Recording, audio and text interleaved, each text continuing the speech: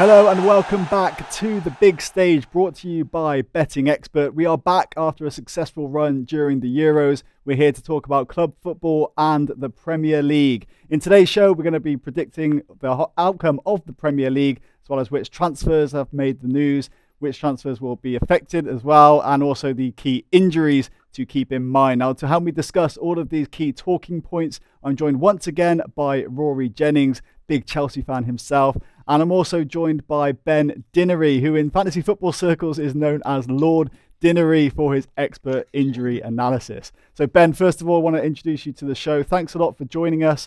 And what are you making of what's going on at Newcastle right now? First and foremost, absolute pleasure. Thanks for the invite. Newcastle, nothing surprises me anymore. Look, we're under the stewardship of Mike Ashley. So, we're not expecting anything major in terms of incomings or expenditure and money wise. It is what it is. We will continue to tread water until we get him out of our club, and then hopefully there's a brighter horizon just around the corner. Now, Rory, as well, I mean, there's lots of goings on in the transfer window this season, but one question I want to tick you off or get you started on is loyalty dead in football? No, I don't think it is. Again, thank you for having me back. I thoroughly love doing this show. But no, I don't think it is. I think the fact that you're bringing it up as a conversation is because there has been a demonstration of loyalty from both Harry Kane and Jack Grealish over the years, which is why it's a conversation now. Jack Grealish stayed with the club when they were relegated. He helped them get back into the division. He kept them in the division. He's done all he can. Similarly with Harry Kane. Harry Kane has devoted the best years of his life to Tottenham Hotspur and got nothing in return. They've actually demonstrated a loyalty that you're suggesting doesn't exist. I'm very impressed with the loyalty and just sheer determination that each player has shown. They both deserve this move, in my opinion. All right, well, let's dig deeper into that topic of the key transfers that have been made during the transfer window.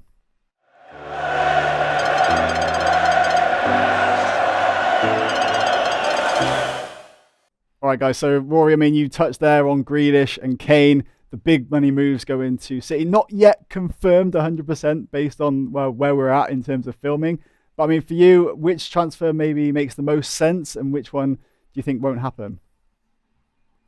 I actually believe that both will happen. I think that if we take the Harry Kane one to begin with, I think it's very difficult to get over the line. There's so much to do. The lawyers are going to have a field day with it. The mechanics behind it, I have no idea how you get started, but Harry Kane has made his intentions clear. And I think that Manchester City will ultimately pay the money. This gentleman's agreement that has been alluded to. I mean, I don't quite know when Harry Kane thinks he's living for a gentleman's agreement to mean anything. I think he's having a conversation in 1921. But the fact that he has this gentleman's agreement suggests that Levy has said, if the right amount of money comes in, you can go. And I believe that the right amount of money will come in. If they manage to sign Harry Kane, I think it's a really astute signing. He's such a brilliant player. He's exactly what they need. I think Grealish, you could argue, would be superfluous to their needs. But Harry Kane is the answer to all of their problems. And it's actually terrifying what they could do in the Premier League. Imagine Harry Kane with Mahrez, Foden, Sterling, Gundogan, Jack Grealish potentially all putting him on a plate for him. He's going to score 40 goals, isn't he?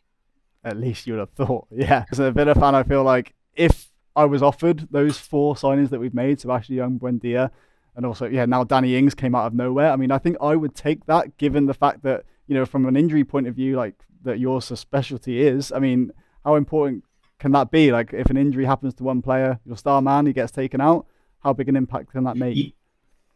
Yeah, I mean, you've seen a downturn in Villa's form in the absence of Jack Grealish, I think, in terms of the chances created, expected goals, big chances.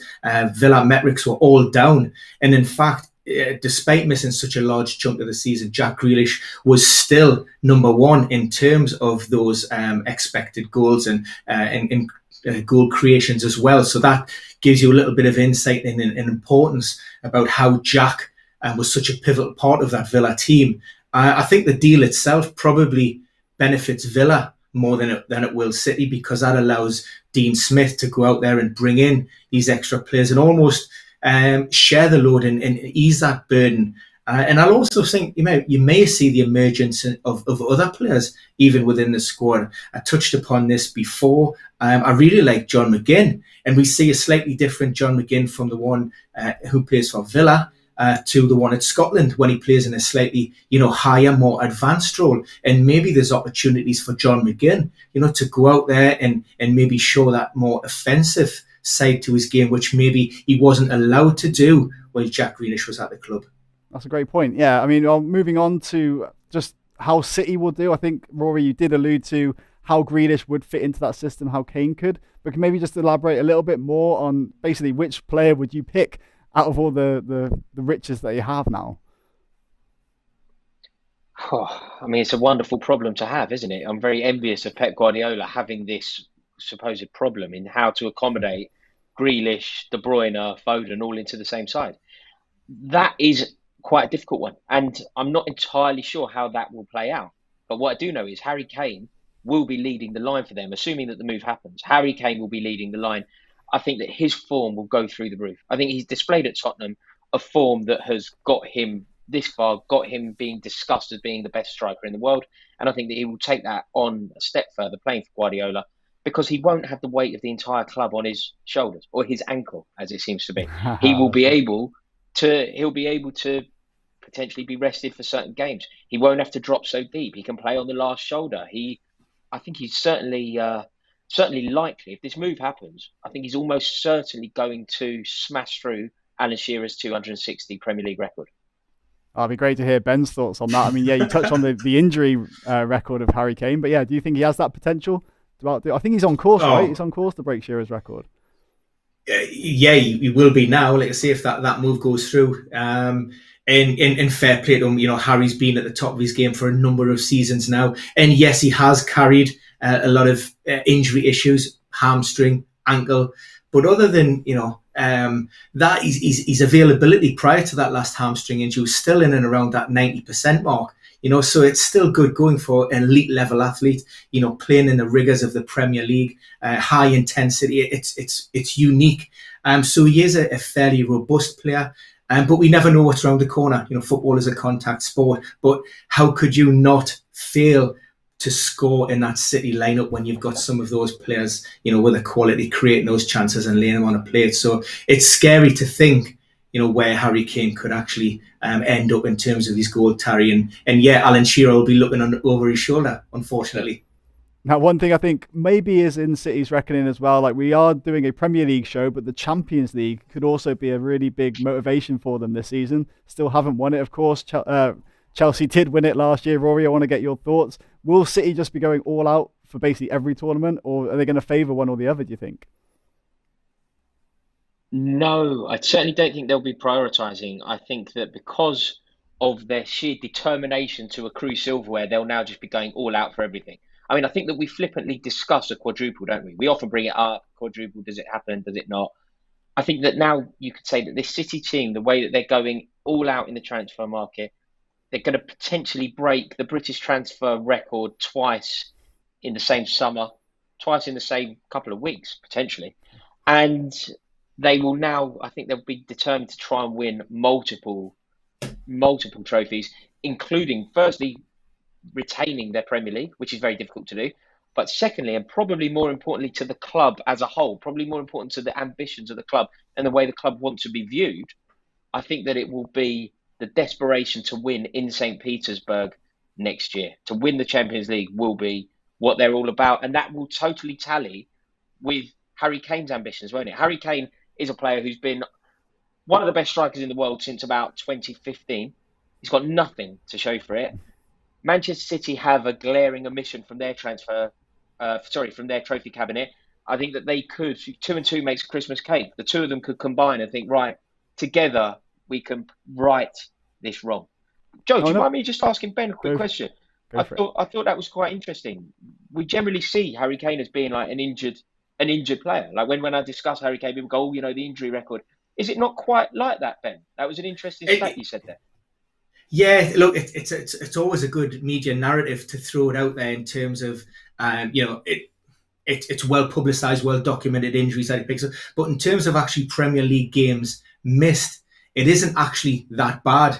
in terms of, like I say, there have been issues. The pandemic with the hamstring surgery, maybe tilts that data somewhat.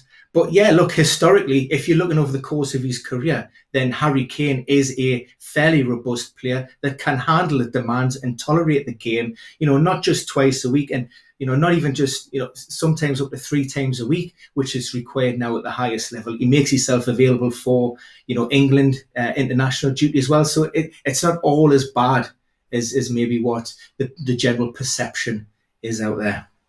I'll tell you what as well, it could be a really good thing for England, right? If you finally get that trophy under his belt, Harry Kane, then obviously then he can propel England even more than what we nearly did at the Euros. Just a note on the betting side of things, City are, of course, the odds-on favourites to win the Premier League at 1.66. And also in the Champions League betting, they are 3-1 at the moment. So, yeah, looking like favourites to win pretty much every tournament they're in. But, Rory, I wanted to bring up your perception of how Chelsea have been doing in the transfer market. Well, it's been fairly slow up until this Romelu Lukaku news, and I think that is exactly what we need. I often kind of adopt a policy of not going back, and I think that's applicable not just to footballers, by the way. I mean, it's applicable ex-girlfriends, previous jobs. Like, don't go back. It's never what you think it will be. But there are exceptions. I mean, Paul Pogba's an obvious exception. He went back and it was the right move. We had Didier Drogba back. It worked. I also think that Romelu Lukaku coming back to Chelsea, he has unfinished business, as he referred to it. I think it's exactly what we need. I've got a lot of stick for my thoughts on Timo Werner, and I've made them perfectly clear on this channel before. But Timo Werner cannot be the answer to Chelsea's goal-scoring problems. He's one of the most wasteful, profligate strikers that I've ever seen play. It's comparable more, like we need somebody who's comparable to Drogba or Costa, and we've got somebody who's comparable to Matthias Kesman or Alvaro Morata. So the levelling up, in terms of levelling up, you want to try and improve across your team. And we're European champions for a reason. We have a very strong team. The one area where we could definitely improve is centre forward. And if we were to go and sign Romelu Lukaku, the man who propelled Inter Milan to the league trophy, the man who ended the Juventus dominance of Serie A, the man who had a coming-of-age moment playing in Serie A. I think, when he took Ronaldo's shirt, when he became the main man, when he had that clash with Ibrahimovic, I think he is now ready for the rigours of the Premier League. And if he leads the line for Chelsea, I'm with you on those odds, Joe. Those odds, City, it does feel like it's City's. But if Chelsea get Lukaku, and can you imagine Ziyech, Mason Mount, Christian Pulisic, Kai Havertz, all playing in and around Lukaku, with Lukaku's goal-scoring record, the proven goal-scoring record in the Premier League as well. Game on. And just to touch on your team as well, Ben, Newcastle, they need some help in the transfer market, surely. We always need help, full stop. It doesn't look like it's forthcoming at the moment. Steve Bruce has talked about the potential of maybe getting 1 or 2 over the line and before that opener. 1 or 2 loan additions as well. I think the loss of Joe Willock is massive. We've also picked up a couple of injuries during pre-season, so you could argue that we're going into this campaign slightly weaker than we finished last season, which is a worry. Although we did finish the season quite well. I think at the moment, Mike Ashley will just be happy with survival, 17th place and above. There's a big fat check going in his pocket. He's not having to spend too much. And he'll just sit there and wait long until somebody, wants to spend the cash and buy the club off him. Now, I was actually looking at premierinjuries.com before this as well, and Newcastle got 9 players registered as either injured or out or doubtful at the moment. So I actually got a little tip is to look at Steve Bruce on the first manager on the sack race. Betting basically he's 8-1 to be the first manager to be sacked. So that could be a good little outside bet for you there. I mean, Ben, what are your thoughts on that? Would you kind of appreciate Bruce being sacked early on? There's a lot of suggestion up here on Tyneside that Bruce is due to sign a 3-year extension contract. So, look, he's and I've got nothing against Steve Bruce. He came in at a time, Raphael was worshipped up here in Newcastle. He could walk on water. I wasn't a big fan, as it happens. So, Steve Bruce came in, faced a lot of flack, and he's done really, really well for me under the circumstances. Yes, the football hasn't been pretty, but his hands have been tied. And like I say, he doesn't rock the boat. He says the right things. He keeps Newcastle, in that top flight division. What more would Mike Ashley want from that? If he accepts his contract extension, then any kind of sacking is going to cost Mike Ashley, replacing him and his backroom staff, and Mike's not one to do things, to part with his cash very easily. So if we do get off to a bad start, then I still don't see any knee-jerk reactions. Great stuff. All right, let's move on to some of the more significant transfers. We've touched on the big names, of course, Grealish and Kane, but there have been plenty other moves in the transfer window. So let's go over our significant transfers.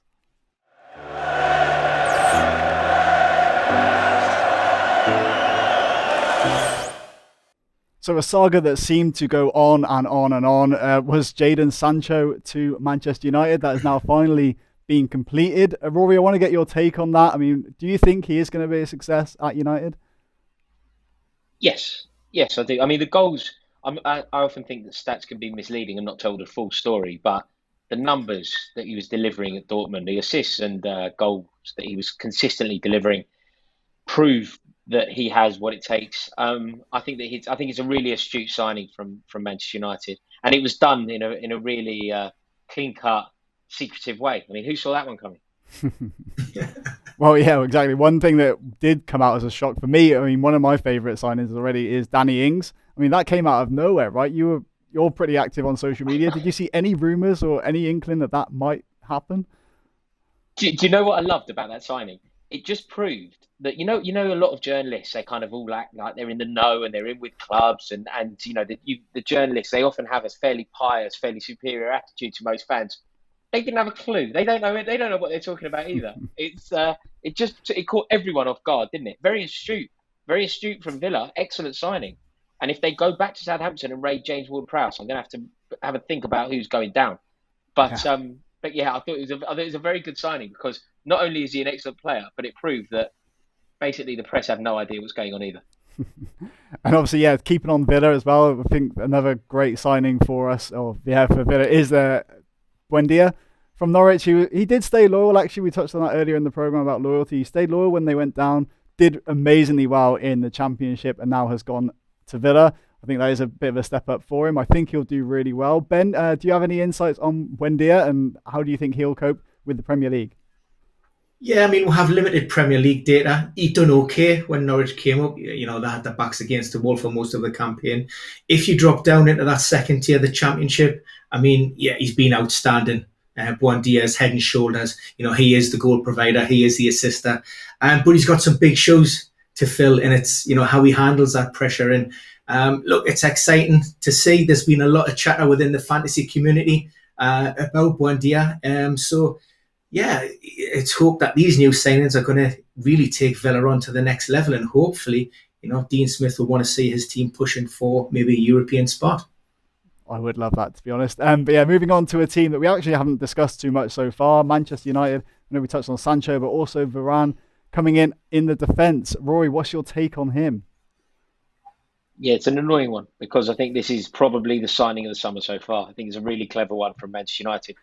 Partly because he's a brilliant player and can improve at almost any side, but also because it's exactly what Manchester United need. I think when you look at that Manchester United side, the Achilles heel was who plays alongside Maguire. Lindelof, it never quite worked.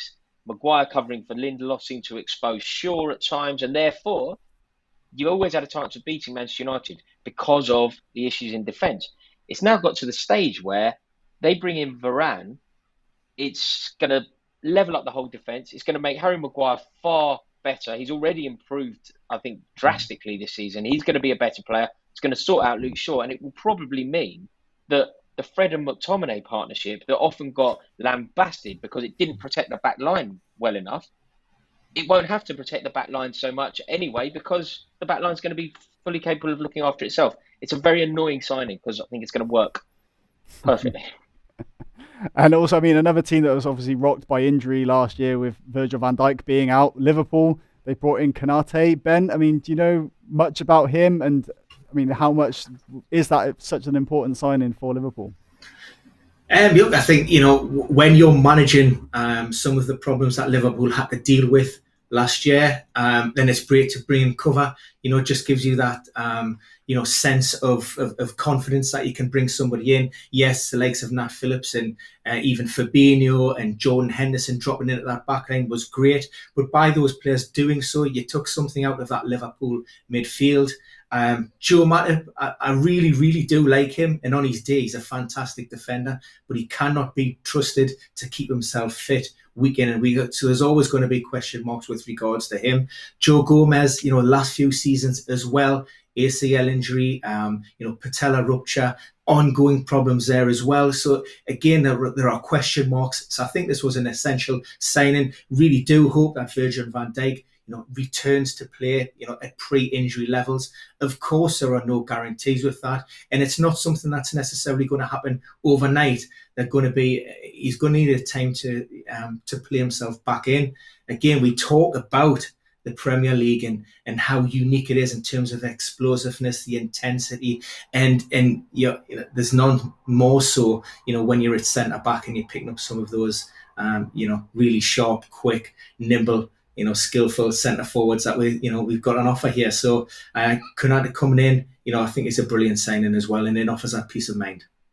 I mean, you touched there on, of course, the injury and how important it is to get back to match fitness. I mean, with the injury that Van Dijk had, obviously he's back in pre-season. I think they're actually playing today at the time of recording. But how important is getting those 90 minutes in for the recovery process, even for that kind of injury? Yeah, I mean, that's huge. I mean, he's been training now and working with the group for a number of weeks. So in terms of the actual body, physiologically, it's fine. He needs to know that the knee is solid. It can handle demands. It's psychologically, when he steps out on the pitch, he needs to go through that process. And the only way you can gain that confidence and have the trust in your body and being able to come through those minutes is actually being on the pitch and playing that. So the more time he's allowed to go out and play, the better and more confident Van Dijk will become. And like I say, fingers crossed, he comes out and that's absolutely fine. But if he does have a slight setback along the way, it's important to understand it's not the end of the world. Minor knocks, niggles, muscular issues, soft tissue problems. Any time after you recover from a long-term injury, the road to return to performance is rarely smooth. So it's to understand and take everything in context and hopefully not put too much pressure on Van Dijk. Well, I will be putting pressure on him because he's going straight into my fantasy team this season. But let's see how that goes. Big call. But for you, Rory, I mean, does that kind of set up nicely for the first Merseyside derby? I mean, how do you think that's going to be going, provided that Van Dijk is, of course, fit? How do you think that will go with Pickford? I think Liverpool win the game. I think Everton are actually shambolic. When you think about what they've done, taking Benitez in there, I'm a Chelsea fan. We've had our issues with Benitez, and I've lived exactly what Everton fans are going through at the moment. And I can definitely say that the most poisonous and bitter time following Chelsea ever was the period under Raphael Benitez.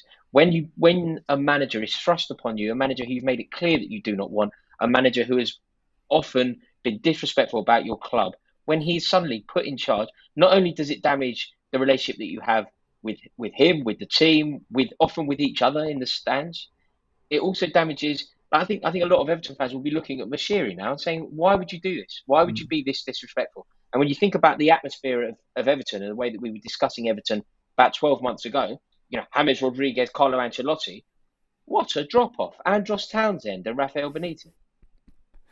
Yeah, it's crazy. And one other signing I want to talk about as well, I think you actually do highly rate him as well. I think he's going to be really good for Arsenal, is Ben White. Rory, can you just go into why you think he is going to be doing so well at Arsenal?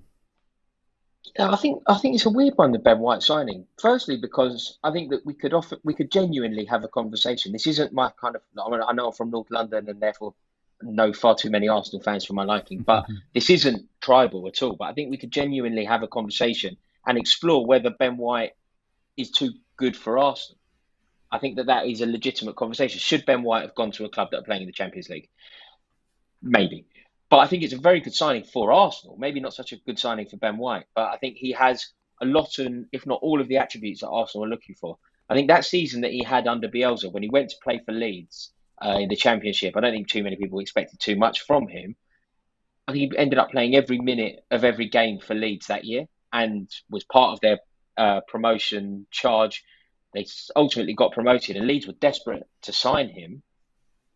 Brighton didn't want to sell. They demanded that he came home. He had a very good season for them, got called up to England, and has now gone into the Arsenal team. So his trajectory suggests if it continues on this path, it's a brilliant signing for Arsenal. A lot of the attributes that Ben White has, Arsenal are lacking. Annoyingly, it's a very good signing for Arsenal, but I just wonder if Ben White should have been slightly more aspirational. I think maybe with the money involved, right, it's kind of hard to turn down. That 50 million, was it? Yes, absolutely. I just wondered. I mean, there was talk of Ben White potentially going to Manchester United at one point. Liverpool were also sniffing around him, and you think if Ben White has the opportunity of playing for Liverpool and Manchester United, both of whom are in the Champions League, playing for Arsenal, who haven't even made Europe, not even that other new competition, like they're not even in that, and everyone's in that. So it just makes you wonder. It just makes you wonder why he didn't go. I don't know. Set the bar slightly higher for himself. Yeah, I think that's a fair shout, to be honest. But now we're going to move on to other rumours that have been going on in the transfer window, which is, that's some of the bigger transfer rumours.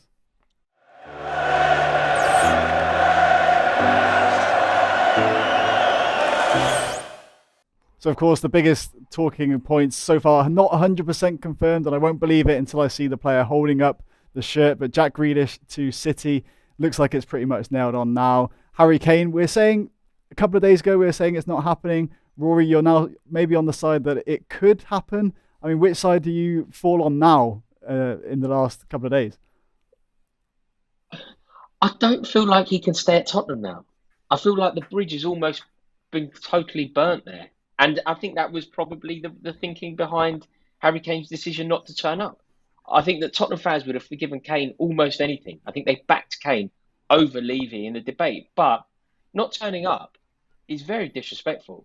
You know, swanning about on a Barbados beach with your beautiful family is great, but not when you should be at training. It's a privilege to play for Tottenham. It's certainly how the Tottenham fans will feel. And the fact that he didn't do that, the fact that he didn't turn up, it makes me think that it's now almost insurmountable for him to rediscover his relationship with the club.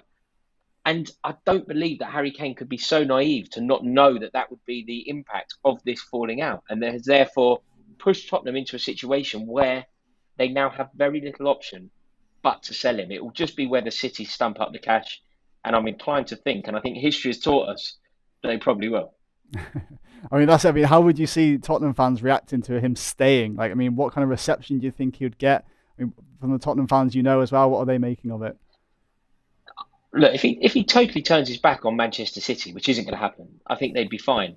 But I think that they are now starting to turn on him a touch. Football fans are very, very fickle. You know, it doesn't take a lot for football fans to turn. And I think that they are seeing a betrayal in Harry Kane because, you know, he was due a statue at that club. I mean, there was genuine talk. You know, when they were building a new stadium, like, there was a genuine thing to get one of the stands named after him while he was still playing. Like, you know, those things are generally reserved for people long after their playing days are finished. You know, I know Newcastle have a statue of Alan Shearer, and at Arsenal you've got Tony Adams, you've got the Holy Trinity at Old Trafford.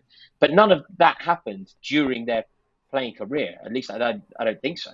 So the fact that they were holding Harry Kane in such high regard shows you what they did think of him. And that is why the fact that they loved him that much, it's kind of a loop, isn't it? The love-hate thing. It's not like polar opposites. It's more, you know, they're very close emotions. And I think that there will be now the tide will turn. And it may actually make him going back there unworkable. Potentially. Yeah, absolutely. Now, one other sign I want to bring up as well is James Maddison. He's rumoured to be going to Arsenal. Not 100% sure if that is going to happen right now. But Ben, what do you think Maddison would add to that Arsenal side? I mean, I'm a big fan of James Maddison. I don't particularly see that as being a good move for him. I like Brendan Rodgers. I like the philosophies that he's brought to Leicester City, and I really think Leicester can kick on again this year. If they can finish the season as they tend to start the season, they'll be in a really good place and pushing for those Champions League spots. The loss of Wesley Fofana and potentially Johnny Evans for the beginning of the season might put a slight spanner in the works. But, I think James Maddison would be best off staying at the King Power. His quality's undoubted, so comfortable on the ball. I think he's a Mikel Arteta player. But I look at that Arsenal midfield and I look at some of the players that he has at his disposal. We've seen Smith Rowe, that's just signed a new contract. He's got Joe Willock, who, rumoured to be potentially coming to Tyneside or not, but, may want to stay there and fight for his place. I just wonder what sort of signal it does send out to those younger players who Mikel Arteta has maybe promised game time. I just think it rocks the boat a little bit too much. You've got Lacazette in there, you've got Aubameyang. I think you've already got enough players in there for me. And no, that's not a transfer that I always end up with egg on my face. But maybe I don't see this one happening personally. We got it recorded now, so that's it. Yeah.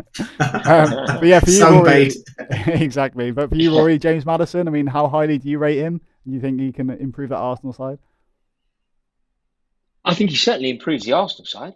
I think he's an improvement on what they have. He's a different option for them, and I think the question comes down to whether it's a good move for him or not, as to how regularly he will play for Leicester this season, and if he's likely to feature for Leicester, if he's likely to be part of their plans moving forward, playing in Europe, then perhaps he should stay and fight for his place.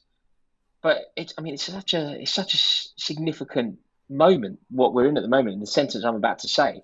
But if he kind of wants a slightly easier life, not having to fight for his place so hard in such a vigorous way, Arsenal feels like the easier option, doesn't it? It's ridiculous. That's a big call, saying fighting for his place at Leicester, because to me, if a fully fit James Maddison is pivotal to that Leicester attack. I think he thrives on the pressure. I think he likes to go out and he likes to. I think that pushes him harder. And I don't know the guy. I know people who've spoken to him and they say he's a type of person that will not take the easy option and will look to work hard and always take the more difficult route, if not necessarily it's maybe it might be financially as beneficial or what have you. But for me, I think Maddison could be the potential to be the jewel in Brendan Rodgers' crown at that Leicester team. I rate him very highly. He's just been a little bit unfortunate over the last maybe 12, 13, 14 months with that persistent hip problem, which has hampered him. I mean, how many games? If he's fit, do you think he gets in? Oh, sorry, Joe. I was just going to say, Ben, if he's fit, do you think he gets into that Leicester starting midfield? So you'll go Tillemans and then Ndidi, and do you think he's then in it as well, or do you think he's displacing one of those two? It depends on how Rodgers wants to set up his team. We've seen him with a 3-4-1-2. Kelechi, obviously his form towards the end of last season forced his way into the reckoning when he was just a player on the fringes of that first team squad. But I certainly have him ahead of Perez. I know Albrighton's been there. He was even thrown in Pereira, out on the right-hand side on occasions as well. We've seen Harvey Barnes, who'll be coming in. I put him ahead of all of those players. So I think there's definitely a place for me to, you've always got the Tielemans, Maddison and Vardy would be the first three, names on that sort of attacking. Indeed, he's sitting a little bit deeper and maybe the pivot in behind them. Now, one player that does kind of remind me a little bit of James Maddison, a little bit of Jack Grealish as well, is Todd Cantwell. I feel like he's kind of a mini Grealish to some extent. Now, there are rumours that he could be joining Villa, but it looks like those rumours, Villa, their business might be done and dusted by now. Lukaku, we've already touched on as well. And a player I want to talk about is Christian Romero from Atalanta. Now, Rory, we've talked about this kind of off air as well. How important do you think he would be for Spurs? How much difference could he make? I think they obviously need strengthening in that department. Their defence is looking threadbare, and it needs rejuvenation because it's been a similar lineup for far too long. But when you think about the state that Tottenham are in, when you think about the conversations that we're having about Tottenham Hotspur signing a centre half from Atalanta, like that isn't the answer to their problems. That isn't what they need. That isn't going to appease the fans. That isn't going to buy Daniel Levy more time. I'm very surprised that they haven't. Like, when they sold Bale, I know a lot of it didn't work out, but they went and signed, Christian Eriksen, Eric Lamela, Paulinho. They went and spent the money and displayed at least an ambition. I'm sure that Romero will be a good player for them, but that isn't the answer to the goings on at that club at the moment. I'm finding it fairly lackluster, quite flat. I think that's fair enough. So you're saying you wouldn't have him at Chelsea then? Well, weirdly, we do need strengthening in that department. I would say the one area that, when you look at the Chelsea team, assuming that the Lukaku thing comes off, our centre half issue is something that we do need to look at. And there's been a bit of an exodus among our youngsters who could potentially have played there. So we do need somebody in that department, and potentially Romero would have been a very good player for us. But we're the European champions who are potentially going to sign Romelu Lukaku. So we can talk about Romero. Tottenham need to be making a bigger statement than that. They need a marquee signing. If they're going to lose Harry Kane. And even if they don't lose him now, they've got an unhappy Harry Kane. So they do need some sort of good news to galvanise the fans. And a centre-half from Atalanta that I'd say 50% of the fan base haven't heard of isn't going to do anything for them. All right, well, let's move on away from transfers now. I want to go a bit deeper into significant injuries. And this really is where Ben Dinnery stands out as the guru when it comes down to injuries.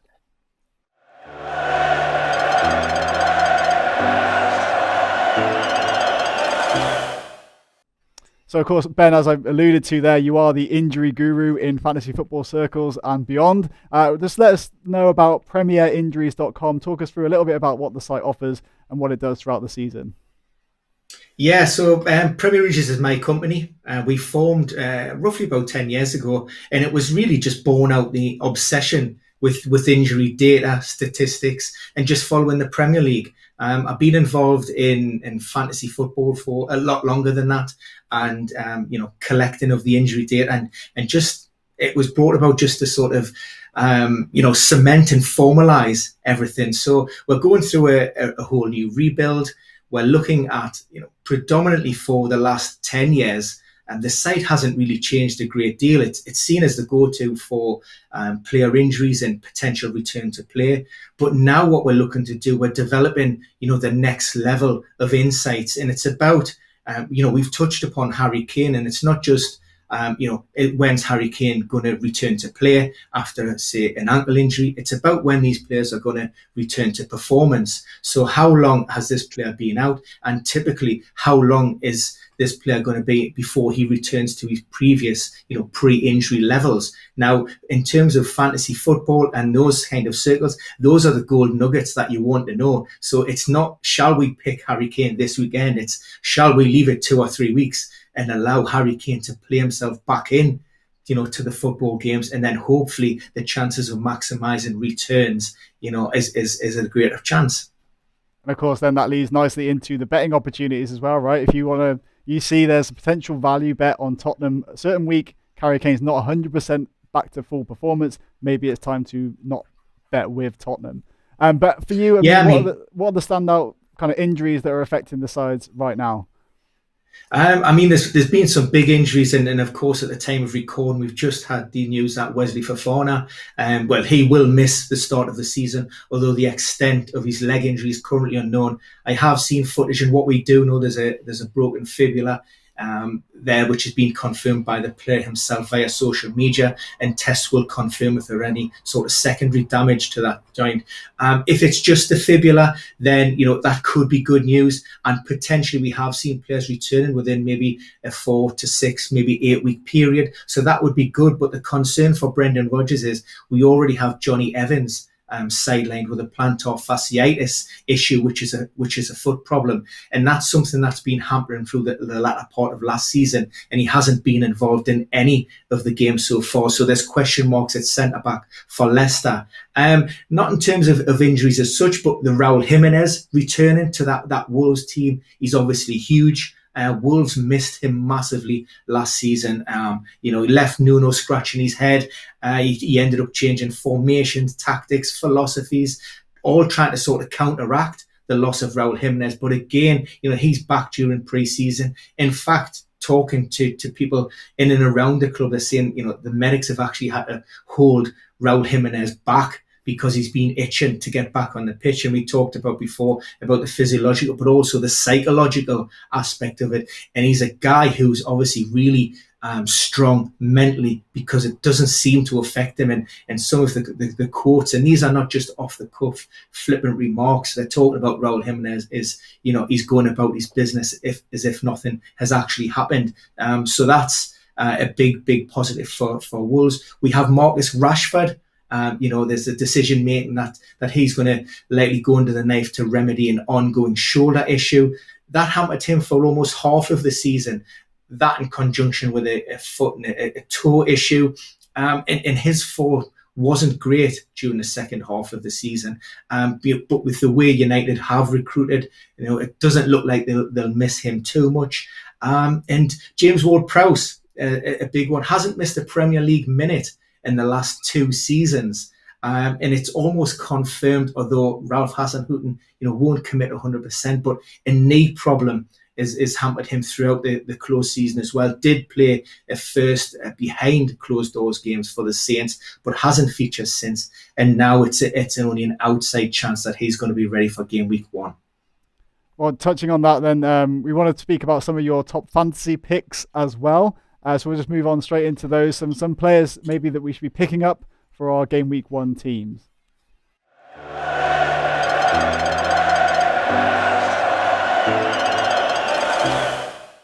So now we are going to be talking fantasy football. We're going to mention it throughout the season as well. But Ben, give us some of your top picks for game week 1.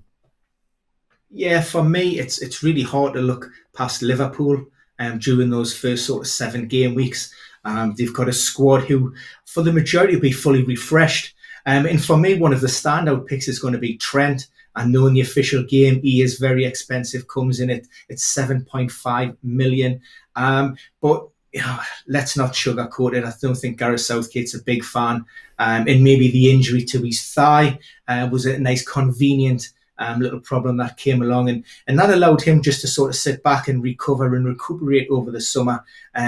There was a lot of talk and suggestion about a downturn in form. And of course, there was. The last 2 seasons, he blown everybody away. But in terms of what he done last season, shots created, assists, attempts at goal, he was still ranked number 1 in terms for defenders, and I think 5th overall for the Premier League. So let's not just get caught up in all that hyperbole. He's still producing the goods, and it's 7.5 million with a favourable set of fixtures on the back of a refreshed summer. Then I'm really expecting Trent to fly. And if you like Liverpool and if you want to stay, I'd also go with Mo Salah as well. Again, it comes with a premium price tag, but he's a guy that, you ignore him at your peril. Elsewhere, I really do like Harry Maguire. We alluded to it before. I think the arrival of Varane helps solidify that United defence. I also see the arrival of a set-piece coach through the summer is being key to that decision as well. I think it's something that Ollie will want to focus on. And maybe, if you're not going to go for maybe a Mo Salah, then Bruno could be a guy, because he's going to be the player inherently that's going to be probably standing over the ball and, from set pieces, and Harry Maguire is going to be a guy to hopefully not a few home. I think you've got also a couple of players to avoid as well, right? I have, yes. We talked about, within fantasy circles, Pep Roulette. He's got a plethora of talent at his disposal. And it always used to be a case of, you could probably nail down Kevin De Bruyne as your number 1 starting midfielder. And then everybody else, it was a little bit of a free-for-all. I'm not so certain that Kevin De Bruyne is absolutely 100% nailed week in and week out evermore, particularly in and around Champions League fixtures. So it's going to be difficult, and especially if we see the arrival of Jack Grealish at the Etihad. So, at those premium price tags, City midfielders it's a difficult case to bring home. I think, Ilkay Gundogan was maybe one of the surprise fantasy assets to come out the woodwork last season in the absence of De Bruyne. I don't think we'll see another one of those. Raheem Sterling, on the back of a great Euros, and I've made my thoughts very clear in the prime. I don't even think he should have been at the tournament. A lot of people might be swayed by that form, but I still don't see the value in Raheem. He's priced as a top 5 midfielder, but in terms of his metrics, he's just scraping into that top 10. So that's a difficult choice there. Patrick Aubameyang, Arsenal, again, he was a player that was converted from an attacker to a midfielder. He had the captaincy armband, and we all expected him to really kick on and be the big fantasy assets that we all wanted. And he just, he fades in and out of games. He just doesn't deliver enough for me, particularly at his price point. And he's most definitely avoid early doors. And finally, we've touched upon him quite a lot during today's chat. Of course, he's not with the club, so it's going to be a little bit of time before he gets up to speed. And it's a sit back and a watching of Harry Kane during those early game weeks to hopefully capitalise, when he's maybe a little bit fresher, a little bit sharper, and a little bit more settled, wherever that may be. Great stuff. And of course, a little small tip here, if you are playing the fantasy football game, of course, if you bring in Grealish and Kane, it maybe Ben doesn't fancy Kane, but you could end up with 5 Man City assets in your team going forward. So maybe that helps with the rotation. Of course, then once they do make the transfer and you make a transfer, you have to then go back to 3 City players. But anyway, quick tip on that. But now we're going to move on to our predictions for the season based on our experts' opinion on what's going to happen in the Premier League.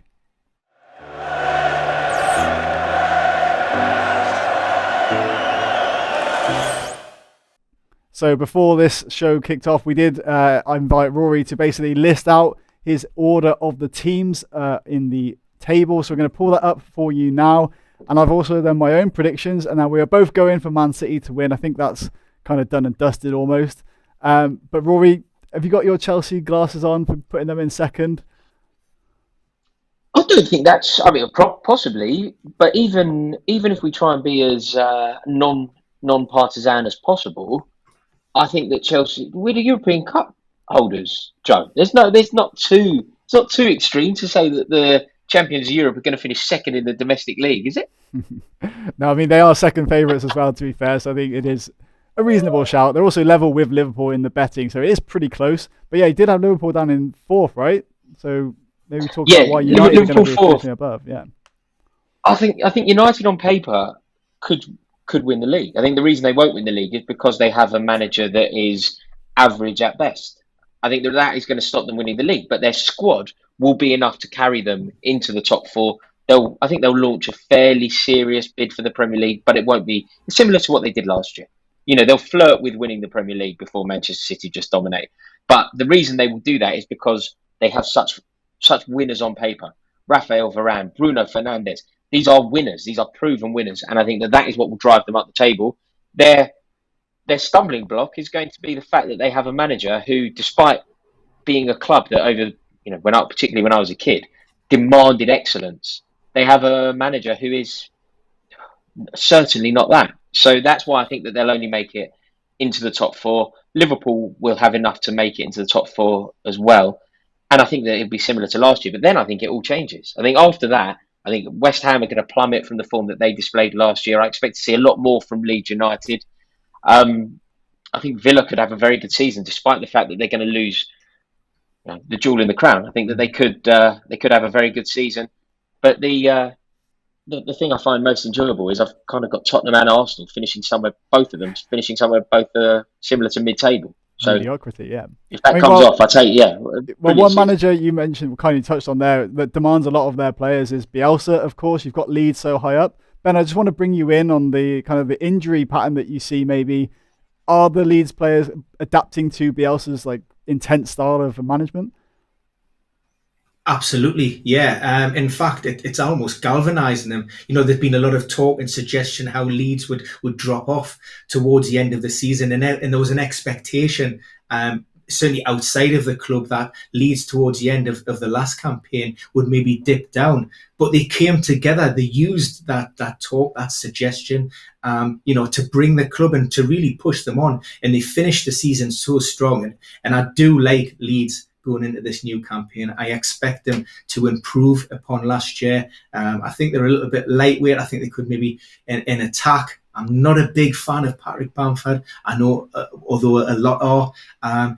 They do have one or two injury problems in keeping players fit in that backline. But the arrival of FIFPro from Barcelona, he looks an astute signing, and if he can replicate, maybe some of his attacking metrics that he produced at Barcelona, and I think it was at Betis as well, then Leeds have got a great signing on their hands. He's a bit of a diamond in the rough, and Bielsa will look, he can certainly polish that up, and you've got a great player on their hands. Now, moving down to the bottom of the table, we're going to bring up our teams to be relegated. So, Rory, for you, Brentford are going to go straight back down. Can you just talk us through why you think that is? I mean, I just don't think they're going to be good enough. I think they're an incredibly, they're a very small club that have done very well to get here. They're punching massively above their weight. I think that a lot of people are talking about how Ivan Toney's going to cope in the Premier League and how he's going to set the league on fire. If that happens, and the vast amount of commentary I'm hearing suggests that is what will happen, if it does, they will survive. But I think Ivan Toney is going to have a bit of a rude awakening as he lands in the Premier League. I think the more physical, robust side of the Premier League is going to give Brentford a bit of a rough ride. So I've kind of initially gone with the three that came up to go down. But I would also just like to give an honourable mention to Southampton, because it's been a fairly fairly fast few hours for them. And the fact that they've lost Danny Ings, Hassan Hutel seems to get a very favourable press. I don't quite understand. There's talk of James Ward-Prowse also leaving, and if that happens, I think Southampton could drop like a stone. Absolutely. I mean, I had Villa in kind of mid-table mediocrity. Obviously, we finished 11th last year, got them ranked at 12th this season, but that was actually made before Danny Ings came in, to be honest. So, yeah, maybe have low expectations and you'll be happy when they go a little bit higher. Now, just touching on some of our players of the season. Now, Rory, you had Jack Grealish. You think he will be the standout player of the season? Just talk us through why that is. Obviously, if going to City, should help him out, right? Yeah, absolutely. I mean, there's a chance that if this City move didn't happen, there's a chance that I would have said that my answer to player of the season will be Jack Grealish. Jack Grealish, the Aston Villa player. But the fact that he's now going to go and benefit from the tutelage of Pep Guardiola, benefit from the brilliance of Kevin De Bruyne, have the ball so much more than he's used to having it at Aston Villa. I just think that it would have probably been my suggestion that Jack Grealish should be player of the season at Villa. But the fact that he's now going to do it, his entire surroundings have elevated to the level that they have. I just think that he's going to go from strength to strength here. Assuming that the move goes through, of course. But anyway, one player that I do want to stand out or pick out as well, highlight, someone that doesn't really stand out kind of for his, at least the fantasy football side of things, but I know, Rory, you love him as well. N'Golo Kante, I feel like if he can just maintain his form like he does, I feel like he can do a lot of damage and basically do really well for Chelsea. I mean, what are your views on him as a potential outsider? I think he's 25-1 at the moment for Player of the Year. What do you make of him? Yeah, I think it's a very good shout, actually. I think it's a very good shout. I mean, there was actual talk, like genuine talk as well, not just hyperbole, that he could be in with a shout of winning the Ballon d'Or. And I also think that there is something in that. Sometimes, I mean, we see it with actors, don't we? And I think we kind of saw it with Luka Modric at one point. When you kind of cumulatively get the award because you've been so good over, say, a decade, that you ultimately get it. The way DiCaprio got the Oscar. Yeah. I think that there's a chance that N'Golo Kante will get it. If he did, look, his form will need to be good this season, but if he displays a similar season this year to what he did last year, although there may be other brighter lights, the cumulative factor will make him a genuine contender. Absolutely. Well, I hope so anyway. That would make my bet look pretty good. But for you, Ben, I mean, which kind of player stands out for you as a potential for player of the season? Player of the season, I think it's a difficult one to call early doors. I'm just looking forward to maybe seeing a re-emergence of a few players, one or two that sort of drifted by last season. Adama Traore down at Molineux under the new manager Bruno Lage, I think is how we pronounce that. He went into obscurity last season. He didn't get his first assist on the board. I think it was until April his goal and assist. So it'd be great. I believe Bruno plays a more expansive style of football, which will be better suited to Wolves and hopefully him. So I'd like to see that. And also, I mean, lowly Burnley, they never get much press. So I'm going to do them a little bit. And Ashley Barnes, he's been off the radar for 16, 18 months, really carrying ongoing hip and groin problems. And Chris Wood has really come to the fore and stood that mantle. But for me, Ashley Barnes is a class act. I think he is capable of moving on to bigger and better things as well. So I'm watching him as well, and hopefully, have a really good campaign from the Burnley centre forward. Great stuff. And I think Rory and we're both picking Mo Salah to be the top goal scorer as well.